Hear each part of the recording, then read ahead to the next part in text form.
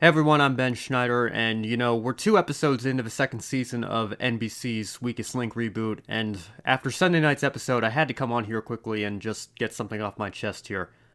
Like a lot of game show fans, I'm very happy to be living in this current era of game show revivals, and ABC has done a tremendous job with their fun and games lineup, and you've seen all the other networks try to replicate that success in one way or another. So when NBC announced they were bringing back The Weakest Link a year and a half ago, I was beyond excited. I grew up watching the Ann Robinson and George Gray versions on GSN. I also enjoyed watching highlights of the original BBC version on YouTube. And I think Weakest Link is one of the more underrated primetime game shows to come out of the early 2000s. NBC didn't handle things perfectly, and that ultimately led to its downfall. But there's a reason why the format has been so successful in the UK and all around the world.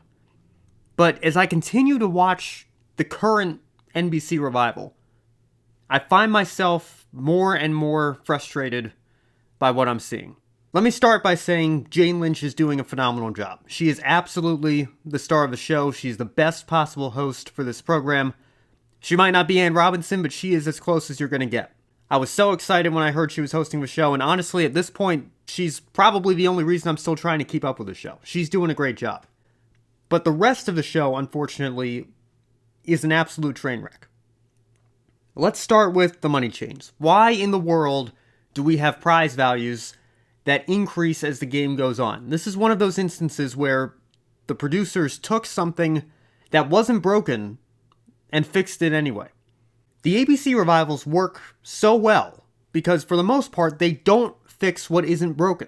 There's no need for it, and it only hurts the gameplay every time you do it.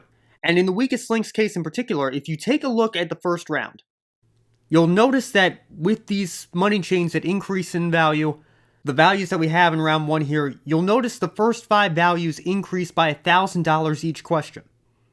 Now, the goal is always to answer 8 questions in a row and bank the top value, but that becomes especially true in this first round now because there's nothing to really gain unless you make it to the top. Every question's worth the same amount in the bottom half of the chain. And because of that, when the clock is running out of time, there's no reason not to bank money. It drives me crazy when I see contestants in the opening round have a chain of 2 straight correct answers going with 5 seconds left on the clock, and they don't bother banking the cash. You're just giving NBC your money back at that point. And even if you get it right, there's nothing to gain because, best case scenario, you're right, the contestant after you banks the $3,000 as time expires. If you bank the $2,000, you can still get your question right, and the contestant after you can bank the additional $1,000, you still have the same $3,000. It's the same amount of money at the end of the day. And the worst case scenario, you don't bank the $2,000, you get the question wrong, you've lost that money that you've built up to that point. And that brings me to my second point here.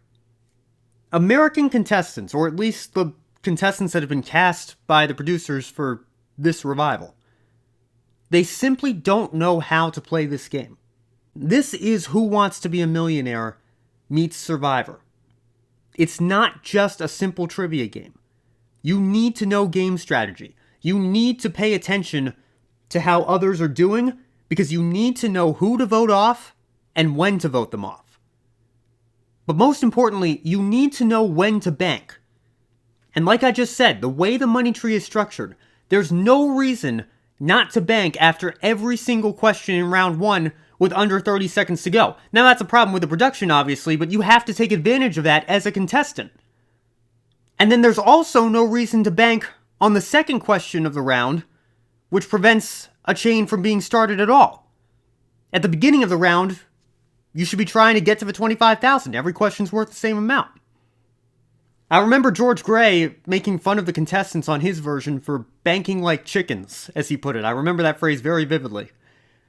But you see it both ways here. They're too scared to not bank at the start of the round. That's where banking like chickens comes in. You bank as the second contestant in the round. It just drives me crazy. You're not even giving yourself a chance to build a chain and get that started. And then, sometimes, the opposite happens. You're too oblivious to bank at the end of the round when the clock's expiring. And you don't have time to keep building the chain. You have to bank the money before time runs out, and you lose the money anyway. So, that's very frustrating. And I'm also not convinced that they're casting the smartest contestants out there. We've seen contestants miss fairly easy questions almost every episode. And look, I know it's different under the lights, but it's been happening frequently enough that you have to wonder, are they casting for the best personalities, or the contestants that know how to play the game the best and have the most general knowledge?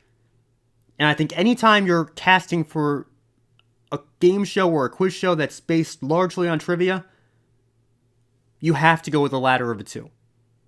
Getting contestants that know how to play the game, that's the most important thing here. But, in fairness to the contestants, they're not exactly getting any help from the question writers either. I want you to just take a look at a couple of questions here. These are 2 questions from Sunday night's show. If Post Malone ordered 17 pies from Postmates and ate 9, how many pies would he have left? With all due respect to Post Malone, why does he need to be a part of this question? This is a simple math problem that is overcomplicated by terrible question writing. If you want to give people a math question, just give them a math problem. Maybe make it a little more complicated than 17 minus 9, but just say the math problem out.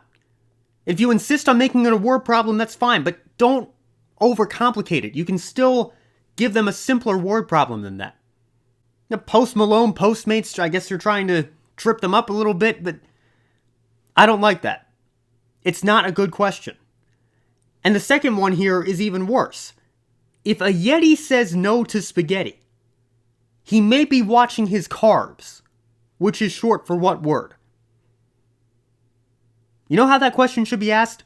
If this were 2001, you'd hear Ann Robinson say something like, in nutrition, the word carbs is short for what word? Or what biomolecule, I suppose. Something along those lines. When you try to bring a cute little Yeti spaghetti rhyme into things, not only are you overcomplicating it, you're wasting time fluffing the question. It takes longer for the host to read, and you've thrown the contestant off, and now you're causing problems with the pacing. You're just wasting time here. But here's the most game-breaking problem with the gameplay on this revival. The final cash building round is completely gone. Now, I don't know if that's to allow for a shorter runtime. I know we joke that NBC stands for nothing but commercials. But this sacrifices a crucial, and I'd argue necessary, part of the game. On the original version, when you got down to the final 3, you'd vote someone off, and then you'd have a chance to play one final money chain, where whatever you banked would be doubled, and that would complete the grand prize you're playing for on that episode. So you had a dilemma. Do I vote off the strongest player to give me a better chance of winning head-to-head? Or do I keep the strongest player and vote off the weakest player so that we can build more money together in the final round and go home with a bigger payday? There's a case to be made for both sides. It was a real dilemma that made the game interesting. And you saw both strategies at times, and you were always wondering, what's the contestant going to do? Who's going to vote for who here? But now, there's no final round. So that means that there's no dilemma. It makes no sense from a strategy standpoint to not vote the strongest player out of the game. Because now you go straight to the head-to-head showdown. And most players, I think, if you're reasonable, you would want to face the weaker of your 2 remaining opponents, right? So now you've killed an entire aspect of strategy that once made the end of the episode that much more intriguing. What are you going to do? Do you keep the strongest link to build more money, or do you keep the weakest link to position yourself for the head-to-head? Well, now we know what you're going to do. You have no reason to keep your strongest link, and because of that, you have no reason to play well. You don't want to be the strongest link. You probably don't want to play too well, because you know if you do, you're probably not going to make it to the final round. So it has a ripple effect that ultimately breaks the game. It really does break the game. And last, let's talk about promotion. Or the lack thereof, I guess I should say. Now, you know me, you follow me on social media, on this channel. I'd like to think I'm a pretty avid game show fan. I had no idea Weakest Link was coming back last Sunday. Thank goodness I saw that Buzzer Blog tweet. Otherwise, I would have had no idea. I wasn't expecting it until May or so. Because I was sure that we'd start seeing commercials. We'd start seeing ads online.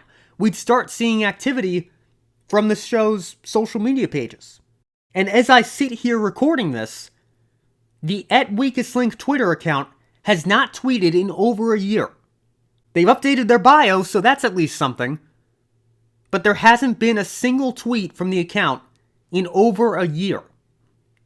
Their last tweet is a reply to The Voice on March 1st, 2021. That's not good. When you don't market a show, you can't expect the audience to magically appear. Television now, more than ever, is not an if you build it, they will come industry. You have to put the word out. And the fact that NBC has not been doing that, the fact that they have done absolutely no promotions for the second season, the fact they stuck it on Sunday nights, the fact that they waited over a year between seasons to air these episodes, makes me think it's a lost cause at this point. I would be shocked if we saw a third season, and in some ways I think that's a real shame, because Weakest Link is a good game show format, but in other ways it's not a huge loss. Because this revival has been horribly executed by NBC. And what makes it all the more frustrating is it's not like these problems couldn't be fixed. If you take a look at The Chase, there were some serious problems with the pacing in the first season. And there was a lot of criticism on social media directed towards that. But ABC took a look at the constructive criticism. They restructured the question value in the cash builder. They went from $25,000 to $10,000. Made the questions a little bit easier. It improved the pacing of the cash builder. Sarah Haynes started reading the questions faster in the final chase. The overall pacing of the show was improved, and the end result was a much, much better product. It can be done. But NBC didn't show that they were willing to do that.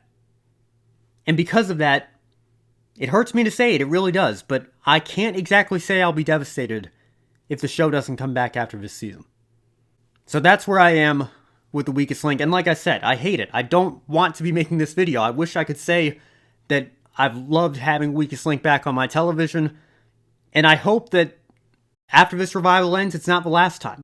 I hope we don't have to wait another 20 years to get our next revival. Because I love this show. I love this format. But you have to cast people who know how to play the game. And you have to play the game how it was intended to be played. They've tried to fix things that weren't broken here. They've changed gameplay aspects where they didn't need to be changed. And you have a much inferior product as a result. So I'd love to hear your thoughts on this in the comments. Do you like the Weakest Link revival? Do you share a lot of my concerns? Have you been watching these couple of episodes since it's come back? Do you think it's even taken a step down from where it was in the first season? Let me know your thoughts. And as always, have a good day, everyone.